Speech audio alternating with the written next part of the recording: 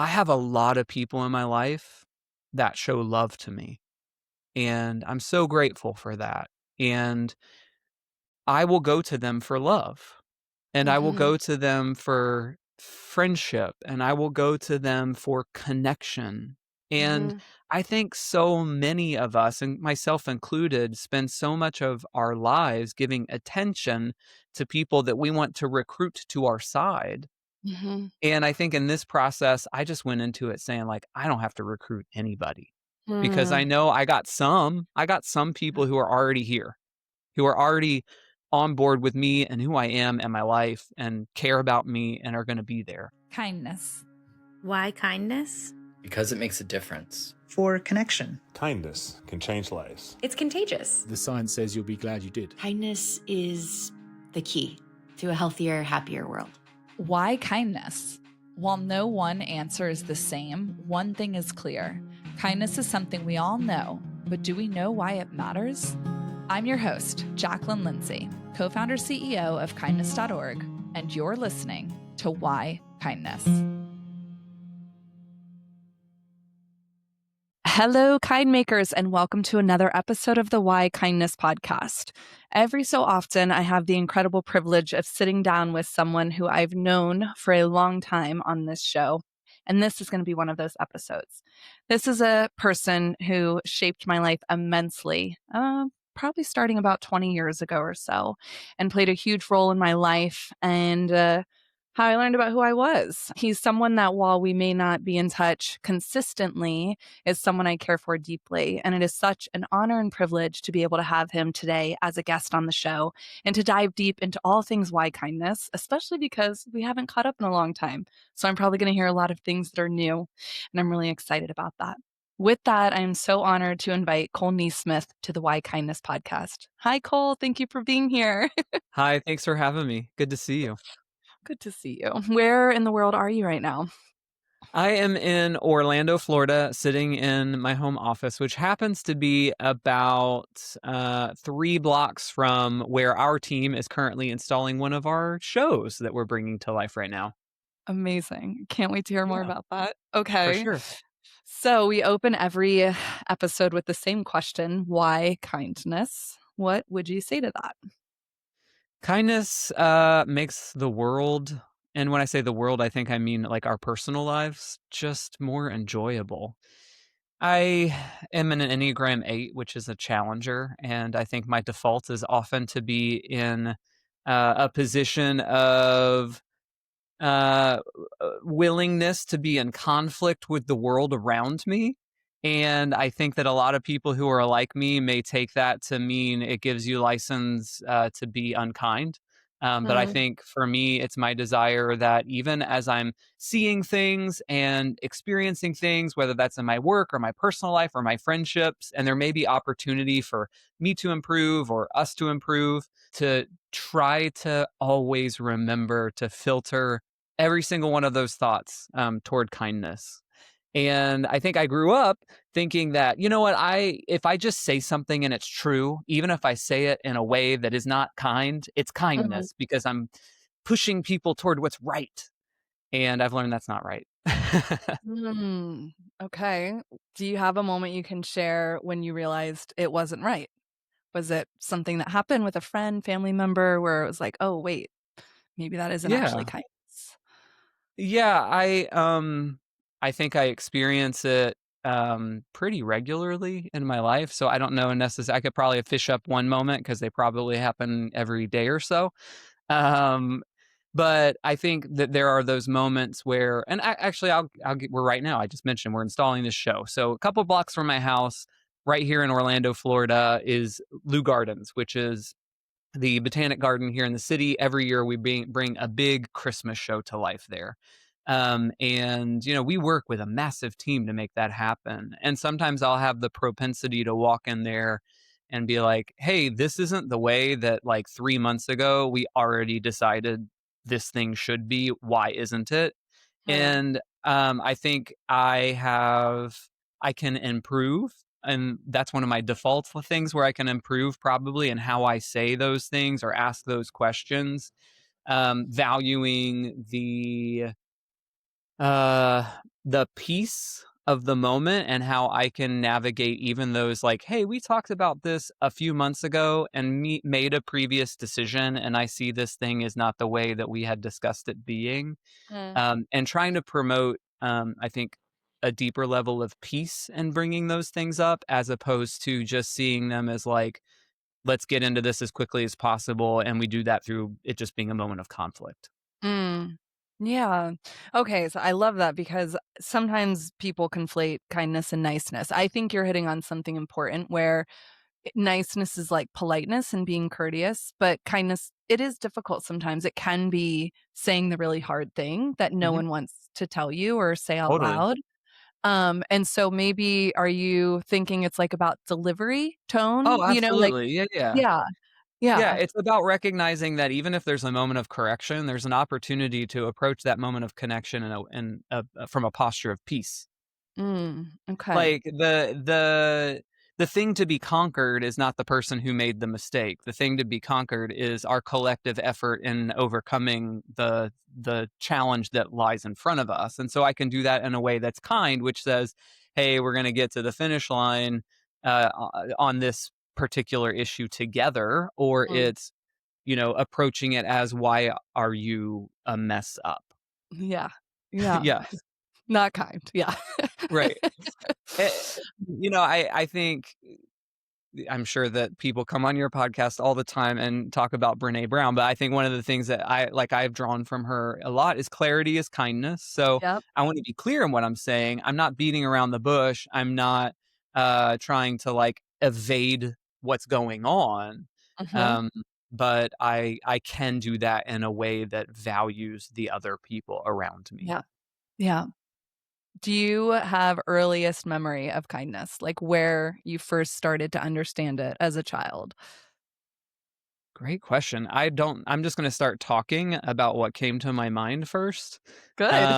I grew up as a performer, a singer, an actor. I spent a lot of my childhood on stage, and I had such incredible experiences with the adults that surrounded me, in those environments that we're just kind. Like, Mhm. I think, there is a side to, like, the entertainment industry that is cutthroat and, like, backbiting and kinda dog eat dog, Mhm. but those relationships with those people in those environments where I was a kid and there was a clear differentiation of age and authority, essentially, and, I just remember, like, I grew up singing, in a kids a cappella Christmas group, and we would just go out and we'd sing Christmas carols, and there was, like, a professional adult version of this that would go out and sing, it's like you've seen them at some Christmas event. They're dressed in Dickens, like, outfits and singing in a quartet, like, a cappella Christmas songs.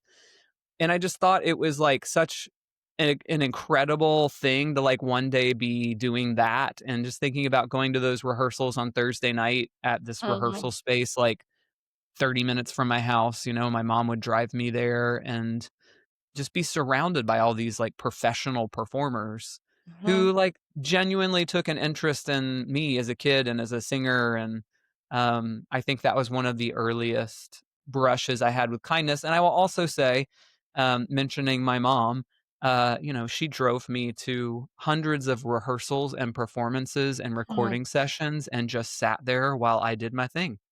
Yeah. Yeah. What's your mom's name? Jennifer. Thank you, Jennifer, for being Yeah. so wonderful. And, yeah, I think all the people who were around you at that time, like, do you still talk to any of them? Any of the adults from that Y time? it's interesting, people come and go, like, locationally, but also, like, in real life, like, some of those people are no longer alive. Yeah. Um, others of them are, and I actually still from time to time, probably once or twice a year, will still go do work with that company, just because it is one of the places where I can walk away from, like, my day job of having to oversee a company and all of these events and stuff like that and just Mhm. go be a singer. And so Oh, I'll see those people and, yeah, it's really sweet to be able to kinda continue to live, like 35 years later, still seeing some of them. Yeah. Was home always in Florida for you?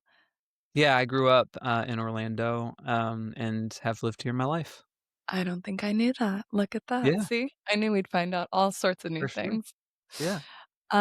So obviously I know your journey through my own personal lens, but for anyone listening, how would you describe kind of your career trajectory beginning as a creative actor, singer, performer, through current day? Walk us through that a little bit. Yeah, I think the big umbrella is I have always had a desire to facilitate creative experiences that unite people, that bring them together through some sort of creative interaction. And I think I've spent my whole life doing that in various contexts and various locations. Like I said before, I grew up as a kid who was like going to recording sessions and being that random kid voice on that recorded track of that thing. The first time I worked for Disney, I was in fourth grade and I did a show called Holiday Splendor. It was about Christmas around the world, and it was like full orchestra and like 75 performers, dancers, actors, and Mm. this woman, Carol Lawrence, who was the original Maria in West Side Story and the very first Broadway production of West Side Story. She was the star of the show, and it was her taking me and a little girl around the world to experience like Christmas around the world. And what a cool experience. Like as a fourth grader, being in Yeah. that environment was so amazing. So that has, growing up in Orlando and being part of that kind of performance experience, even from that young of an age, definitely has guided my career path and what I do. And then for a couple decades, I facilitated creative experiences in the church context and kind of in the spiritual space of like helping use creativity and art and music and visuals and experiences to gather people around exploring their spiritual lives. At the same time, I was, playing in a rock and roll band with, traveling in a 15-passenger van with friends playing dirty, dingy dive bars, and loved that. But that for me too wasn't just about the music. We built like Mm. these racks that we put our amps inside of, and on top of those there were these monitors, and we made video content for all of our songs. And this was like 2005, 2006. Like artists touring arenas weren't necessarily even doing that with video content. Now that's like you go to a concert and that's exactly what you expect. Like all these Yeah. visuals on these massive LED walls. And we did what we could with what we had. We had CRT heavy, like old school monitors that all weighed 35 pounds, and we built them into um these racks that we built and made this video content. For me, even going and playing music in my band was about creating this experience Mm. for people, not just them coming and listening to music. And Mhm. so I've continued to do that. In 2012, I started a nonprofit here in Orlando called the Creative City Project, and we produce one of a kind arts experiences that audiences can't have anywhere else in the world.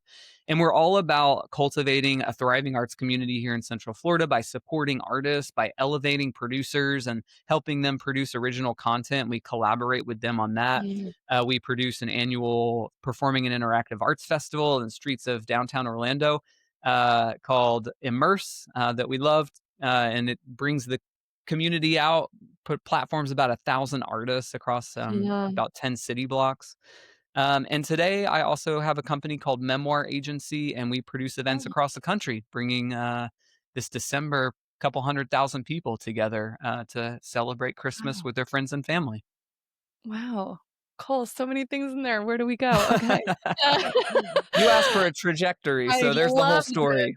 Loved it, loved it, loved it. Okay. So for everyone listening, I met Cole in the church context that he mentioned. And this was probably for some of you listeners know I've had a bumpy faith journey. And even today, it's bumpy still. But it's formative when you have someone who teaches and creates experiences the way that Cole did. It's forever something I've treasured and cherished. I don't think I ever got to tell you that, Cole. Well, So thank I'll you. tell you that today that Very kind of you. thank you. No, I really can't tell you enough how much you did to influence just everything I was learning and experiencing by creating a setting where all felt welcome, when I Mm, think often that's not the case with a church setting and an yeah. environment. I haven't ever gotten to ask you this. I guess I'm wondering, when you were doing that, where church can often feel so divided and judgmental and you're in or you're out, or these are the kinds of people welcomed and these are the kinds who are not. I felt with the way you did it so peacefully and with such like a unified mindset, what drove you in that way? Like why or how, what was the belief, the hardwiring that led you to feel like, no, I want to be a little risky with making sure Mm, this is an environment where all are welcome, even if that wouldn't be your typical church experience people would expect. sure. Yeah, I mean, I think it's multifaceted, obviously, as are most things. I think one of those is, just thinking about and approaching the world creatively. I think that's always been part of who I am, and so I think I've always had a propensity to see a little bit differently and not necessarily take what the established Mm, method or thought pattern or perspective, like those are not hard and fast and set in stone. I think a lot of it came from recognizing, like, I was standing up in front of a lot of people on a weekly basis and wasn't even honest with myself about my own sexuality. mm, So, today I'm married happily to my husband, Ramon, and I love our life and we're so grateful for all of that. But, I think that reality of like literally being in charge of a group of people who were in a context that was like that's not allowed, mm.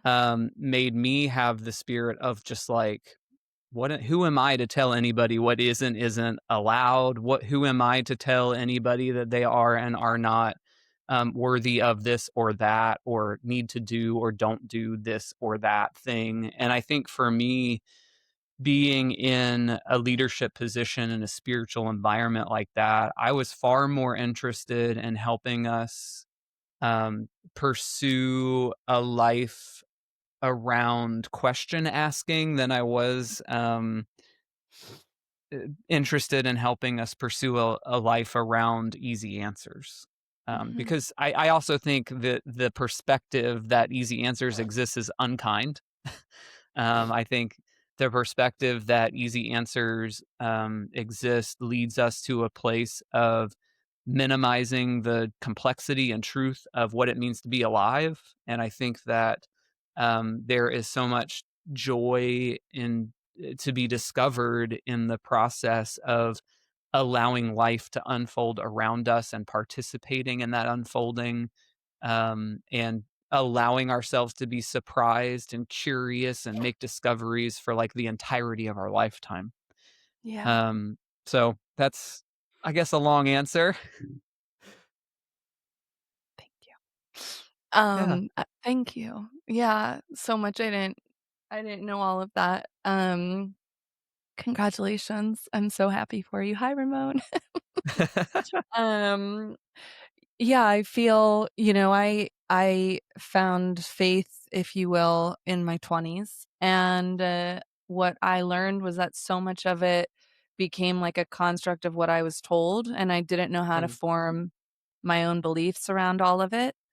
And, it felt very black and white, um, and I felt like you always offered acceptance of the gray. Even if I didn't know any of what you just shared at the time, there was something where it was safe to be curious, mm, and I don't think curiosity is nurtured in church settings, yeah. and I think we're fearful of the things we can't answer. And it's refreshing to know, like, no, we all should be able to ask questions and it's okay because we're all in the journey together of figuring it out. So whether you knew it or not, I think that's the far and wide impact of what you created. Well, do you still have faith? Are you comfortable sharing where you're at with any of Yeah, that? I can talk about it. I mean, I think going back to the blackness and whiteness that is or is not faith. It's like I think a lot of people have had difficult spiritual experiences and out of that respond from a place of pain, which is real, or, bitterness that it extends from that pain. I think for me, so much of my spiritual journey has been rooted in question asking and Mm, the ongoing search for what it means to be alive, that mhm, I don't sit in a posture toward the idea of faith with bitterness. mm, It's not a consistent, like, going to church and having that as part of the rhythm of my life is not part of my life anymore.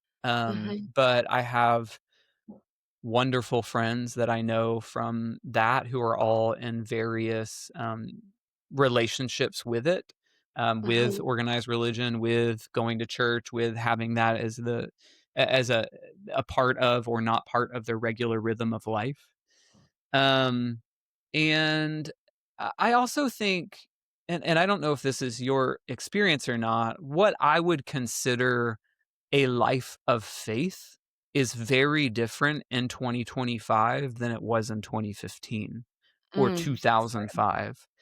I Yeah. think that in 2005 and 2015, this time that you and I are talking about, when we were engaged in this kind of journey together, for me, there was a lot more space than there Hmm. feels now. And I don't know if that's because I'm on the outside of it a little bit more looking in, that Mhm, maybe it's always felt that way and I just had a different relationship to it, because the mhm, faith environment, the faith community that you and I were part of, is very different than what I think I see of like hmm. modern American evangelicalism in what people publish online. Yeah. And I guess, it's difficult because so much of my experience is of the modern evangelical church in America is filtered through the voices that rise to the surface on the internet. Mhm. Um, and that's probably not a fair gauge for like the bulk of Yeah. people. But then also I see larger statistical data that kind of reinforces that a lot of the modern evangelical church has gone in a different direction Mhm, than openness and kindness and love and peace. And so I don't hold a place of bitterness in my heart. But I do have a little bit of sadness, I think, hmm. of Yeah. seeing people. I grew up in like mega church, like big Baptist church. Like I was there multiple times a week. I grew up at a church that had one of those giant Easter pageants, and I was in it every year. And as a performer kid, like, it was incredible. I was at church 6 days a week from like 6 p.m. to midnight, like crawling under the pews in the 6,000 seat auditorium while I waited for my scenes. And then we Wow. brought this thing together with 300 singers and a 100-piece orchestra and 300 actors on stage on the stage. And it was just like this incredible experience for me as a creative kid. Mm, And so there was so much joy and beauty in that. And I think that was like, even that was a Southern Baptist, like, traditional church. mhm, But even those people in that environment were kind of the weird ones. mm, And mhm, so, I've never really been in a spiritual environment that felt super constrictive. I do have conversations from time to time with, other friends who grew up in that environment, and I remember some of the traumatic things that we actually did experience, but those aren't the things that, like, stand out and yeah, define my experience in that. yeah. When you were walking through everything these I don't know how long since you started kind of finding a different path with your beliefs, or stepping away from the church or however you might frame it, but do are are you comfortable speaking to any experiences of kindness or unkindness through it? Because I do think, you know, it can be hard. It can be hard to live your truth and, be honest with yourself and Yeah. others. Yeah, I think that, I think what I've experienced and where I am today in my process of, like, coming out, Huh. essentially, was, I well, that whole process for me flowed out of an experience that I had with a friend who was very close to me, that took this thing that my entire life I had been told was ugly and bad and to be feared. And I had this exchange with another human being, and when it happened, I walked away from it without question, thinking of it as nothing other than beautiful and gracious and kind and valuable and joyful. And so when I came to terms with like, okay, I am now at an inflection point. Mhm. I didn't feel the need to prove anything to anybody. I didn't feel the need to have a conversation with anyone, although I had probably hundreds of them. I only gave my time to people that I felt were deserving of it. Mhm. Um, and through the process of me, like, having these conversations with people in my life, about, like, "Hey, this is part of me, and I had this experience, and it was wonderful, and, like, it revolutionized my perspective." Um, I encountered lots of kindness and then indifference. Like, I didn't Interesting. encounter unkindness in a proactively unkind way.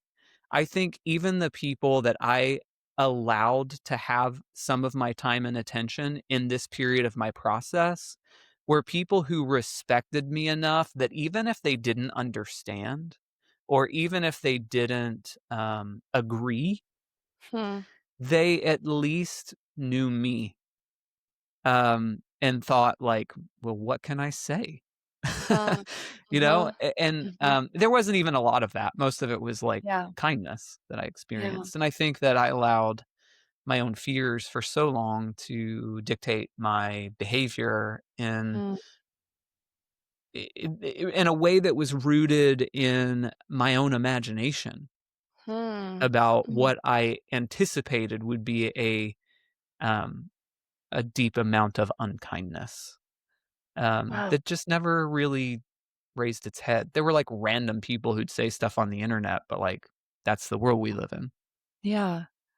I love this. I'm so happy to know this, and I don't know if it's the same for everyone who goes through a similar Oh, journey. for sure, no doubt about it. Um, so I just love it for you, and I'm really and it's, a reminder of the decency and love that does exist even yeah, if belief systems don't match or marry with the way someone's living or our own. I mean, even my own ignorance on it because of how I used to think, like, the humility of realizing we're all flawed people, right? We're all on this earth, we're whatever.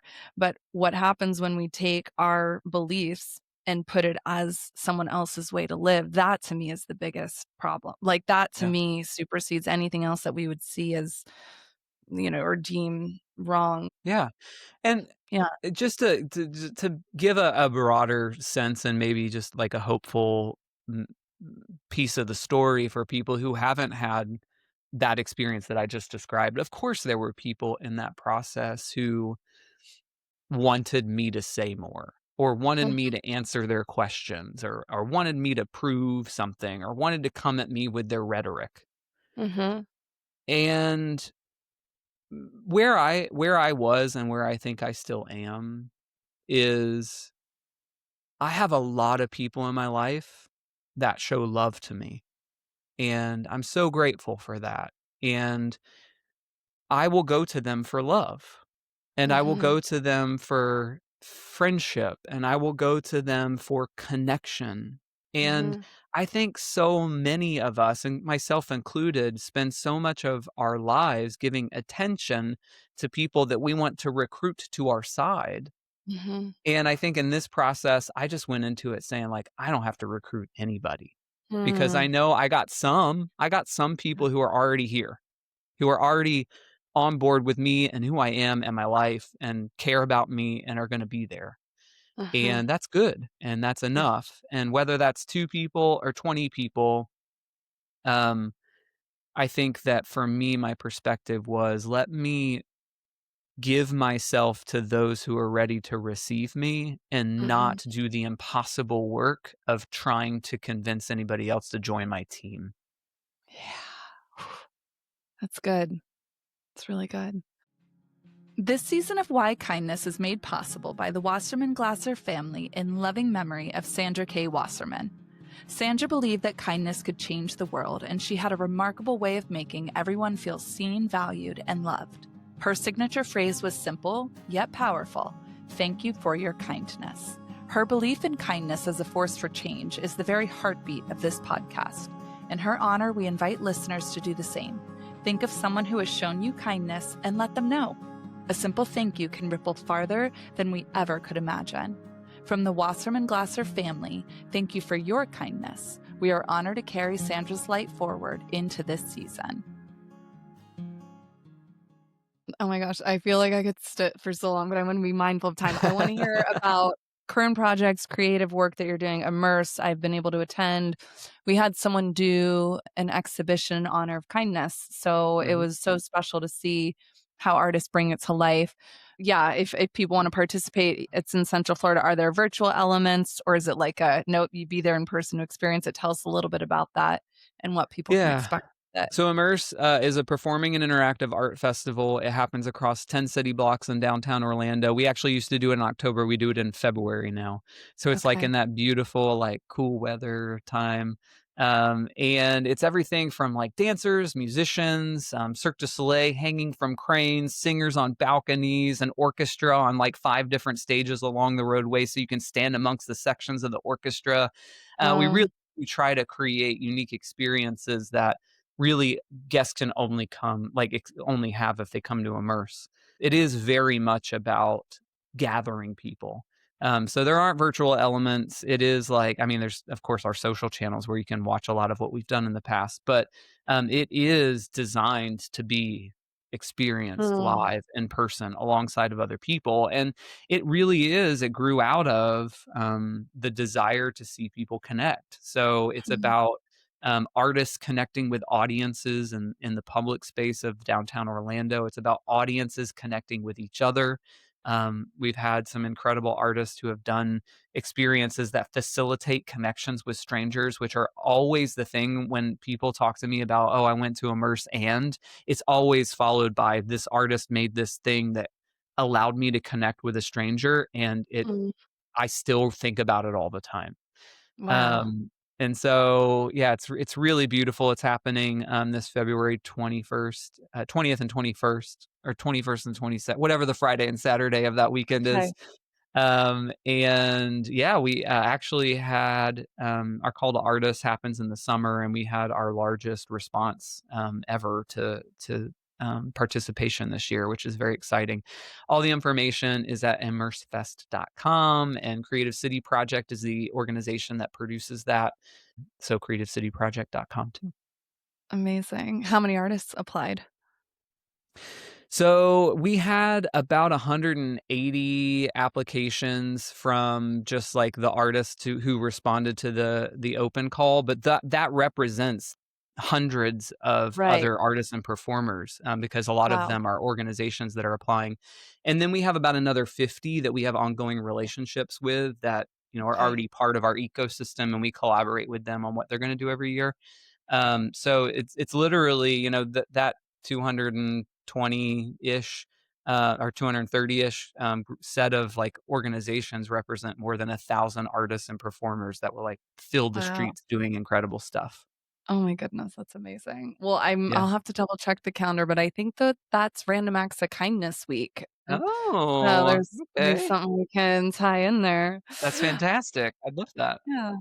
Okay, so we get into a few other things in the segment in a few minutes, but are there other things you'd want to hit on or speak to when it comes to kindness in your work, in you, in the world we're in? I can always respond to questions. Take it. Yeah, yeah, go for it.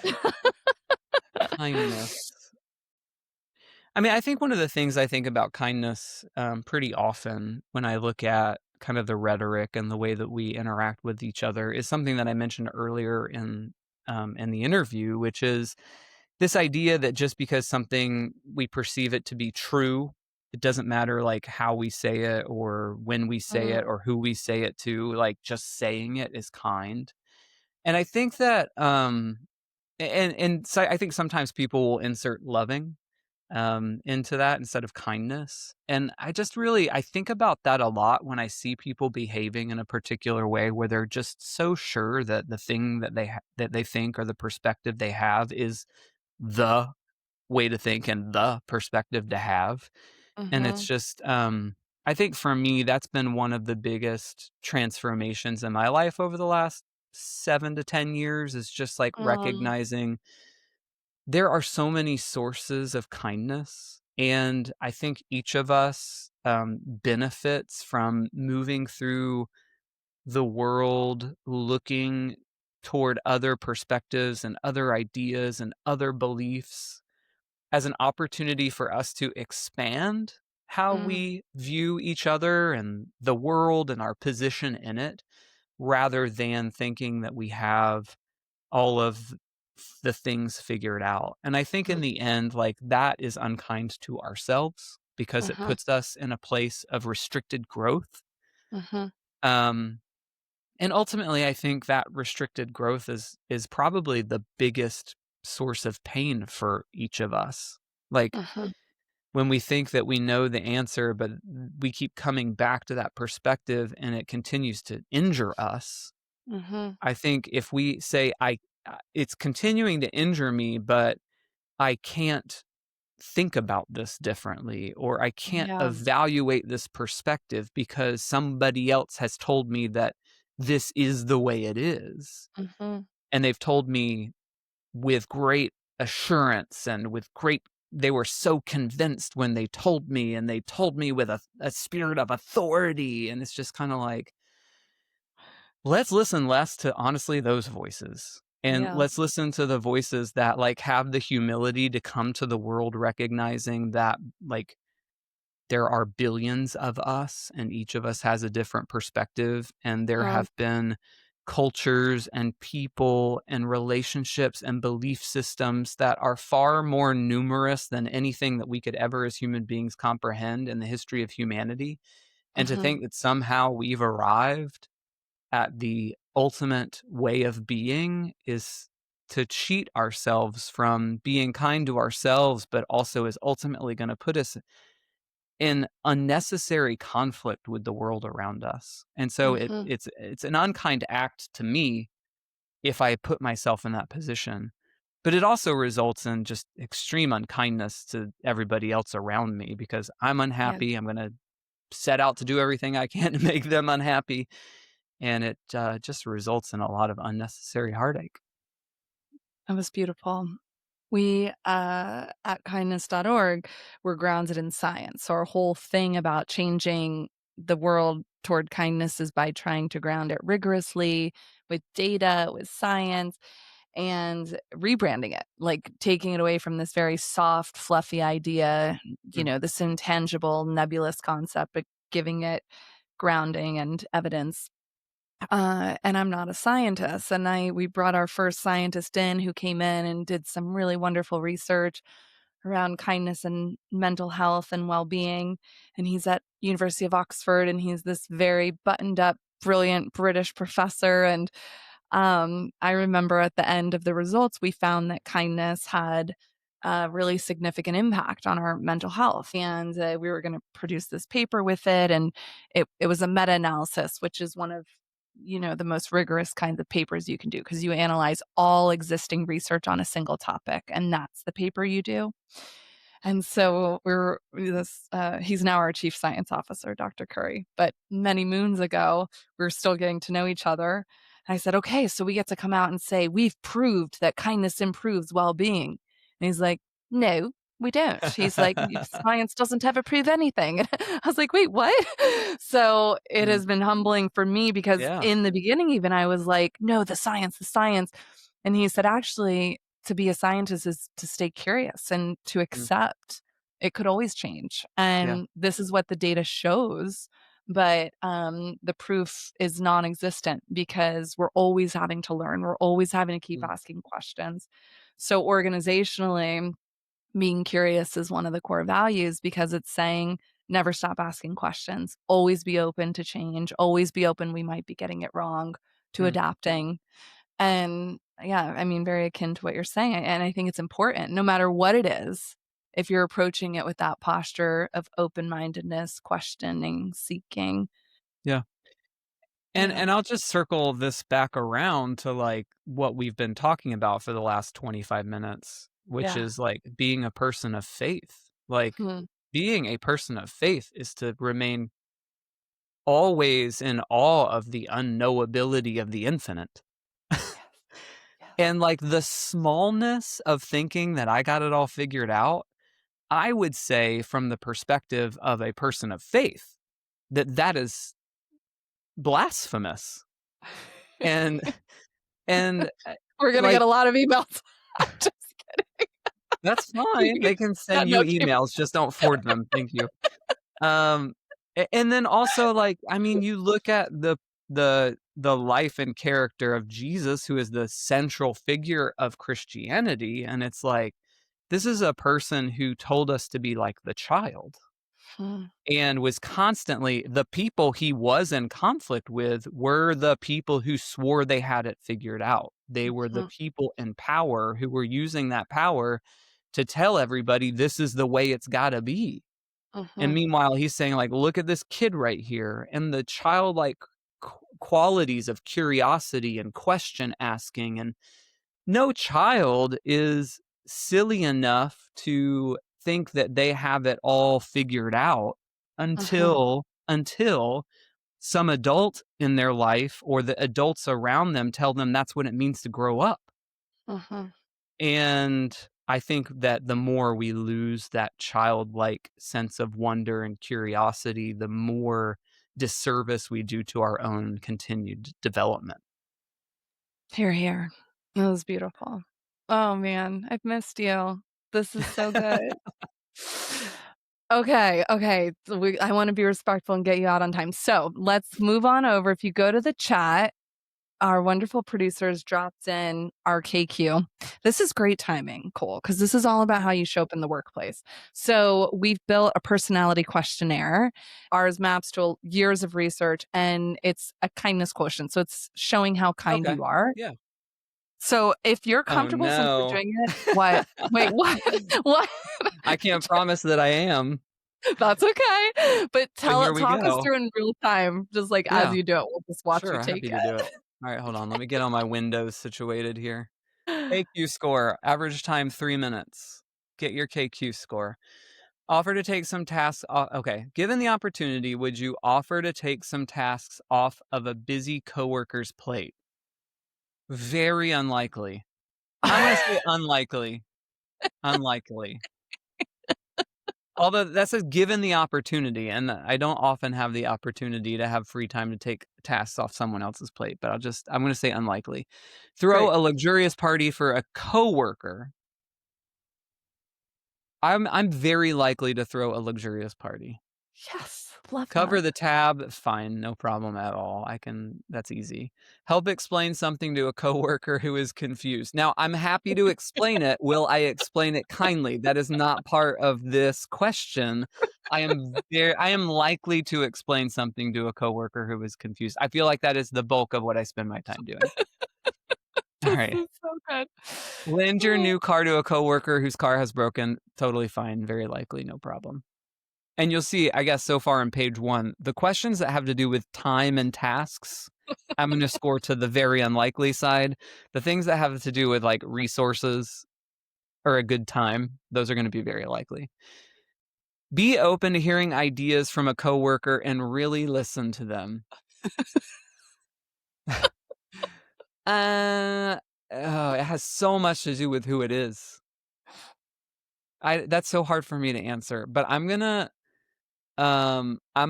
be on the likely side. Nominate a coworker for an award or recognition. Is it like raise your hand and give a suggestion, or do I have to fill out like an hour-long piece of We'll paperwork? You made the just say, questions. raise your hand. Yeah. Raise your hand. Raise my hand, absolutely likely, no problem.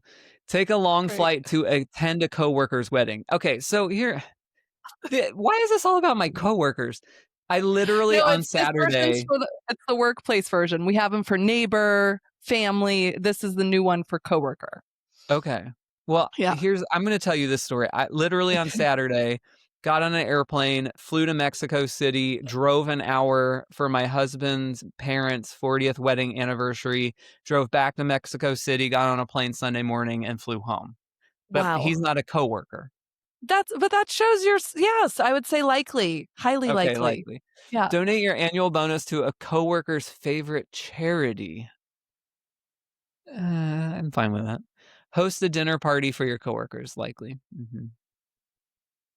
Collaborate with a coworker on a project. Do that every day. Organize a fun activity for coworkers outside of work. When we have time, I am the one who does it. Be generous with praising. Unlikely. Although I want to, I'm just unlikely to take time to do it. Ask a coworker how their family's doing. If I know that the question is particularly relevant at the time, I'll be likely to do it. I just asked one of our coworkers how his son was doing yesterday. Give a coworker the benefit of the doubt if they seem rude. Depends who they are, but I'm going to say likely. I deal with a lot of stuff. Help cover a coworker's work who's on vacation. Unlikely. Invite a coworker to your favorite coffee shop, bar, or restaurant and spend time together outside. I'm going to say likely, but again, has so much to do with who the coworker is. Chat with a coworker. These questions should say, invite a coworker you don't particularly like to your favorite coffee shop. Mm. You know what I mean? Okay, Because noted. I can just picture a coworker that I want to hang out with and be like, oh yeah, great. Chat with a coworker you don't normally talk to. See? Good job.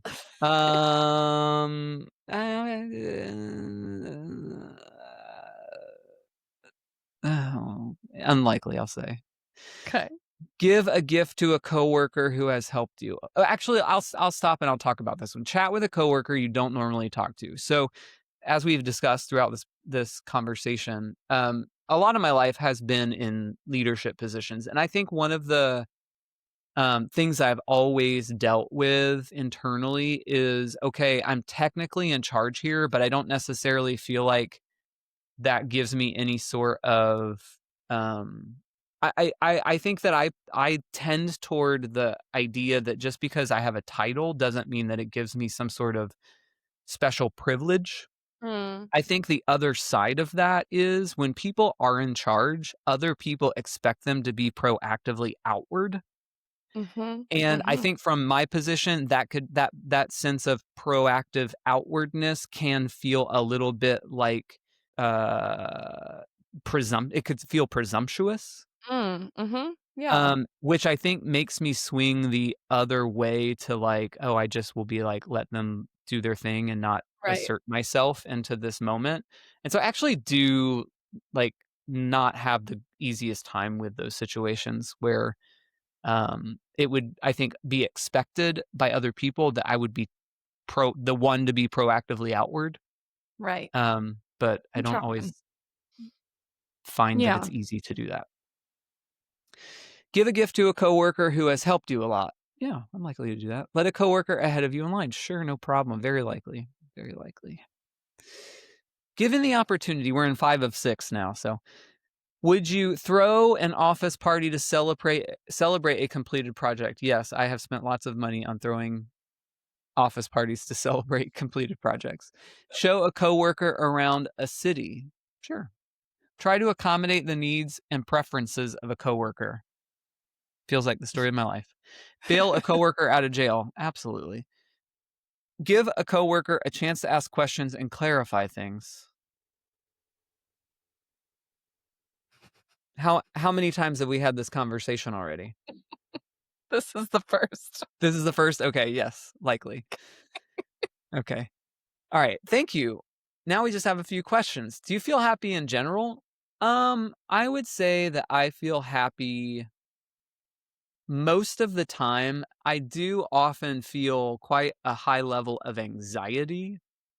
Mm. But I think that even in the context of that, I'm pretty good at siloing in what I think is a helpful way. Okay. What stops you from doing kind acts more often? One word, time. Time. Yeah, time, no doubt about it. Could have guessed that. Yeah. I did guess that. Yes. All right, here we go. Cole NeSmith. Yeah, typing away. I'll even allow my data to contribute to your research. Thank you. Thank you, so kind. Okay, my score is between well, look at this. This goes to 120%. My score is between, I guess, 90 and 100. It doesn't have It a is single score at the top? 93%. Oh, yeah, Cole. Look I'm at you. 93% kind. Yes. Yes. I wanna This, know who, like, gets the 35%. they're out there. They're out there. You did something interesting because you did a lot of the things people wouldn't do, Oh. like bail people out of jail or throw parties. A lot of people say no to those kinds of things, but they say like, "Yeah, I'll take them for a coffee or I'll listen to them." So it's Why do you interesting, think more of that the grandiose is? things. Yeah, that's you're kind of an anomaly, I'll tell you. Like our scientists would like love this because you're it's an example of someone who breaks the typical pattern, which is Uh-huh, it feels easy for us to do things that take less time or energy or uh-huh. money and harder on us to do the things that require more of us. So, yeah, this is very cool to see it in real time. Okay, Awesome, Cole, I'm oh my glad god, that we're we like we were able to if I had taken this test earlier and I got, like, a 40, I don't know what our conversation would be like. So, Cole, we had some things to talk to you we about. gotta talk to you about. Yeah. Okay, so we like to end with action. Our show is sponsored by the Wasserman Glasser family in honor of Sandra Wasserman. Sandra was someone who said thank you for your kindness to like strangers, service workers, and so we ask our guests to think of someone they want to thank for their kindness. So you can tell us who it is and commit to do it. Text them, call them. You could do it in real time. Call someone, whatever you are comfortable with. But who would you want to thank for their kindness? Well, here, I'll do this. I'll call my mom, who I talked Okay, about at the Jennifer. beginning, Yes. Jennifer, Yes. and I'll see if she answers because she's one of those Perfect. people who, like, puts her cell phone in the bedroom upstairs and then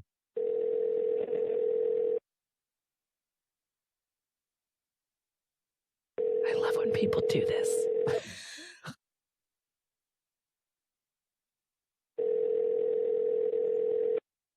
I'll leave a message if she Hello, this is Jennifer NeSmith. Oh, Please leave a message and have a great day.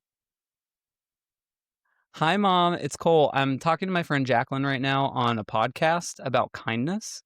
And she said, "Who do you want to thank for being kind?" And I said, "I'm going to call my mom and tell her thank you." So I'm calling to tell you thank you for being kind by taking me to all of those rehearsals and all those recording sessions and all those performances as a kid, and for all the time you sat there reading your book while I did my thing. Thank you. mm. Love you. Thank you, Jennifer. Oh my gosh. Uh, Why Kindness is made possible by the Wasserman Glasser family in loving memory of kindmaker Sandra K. Wasserman. More information on our guest and topics from this episode are available in the show notes. We hope you enjoyed this conversation and would love to hear what you think.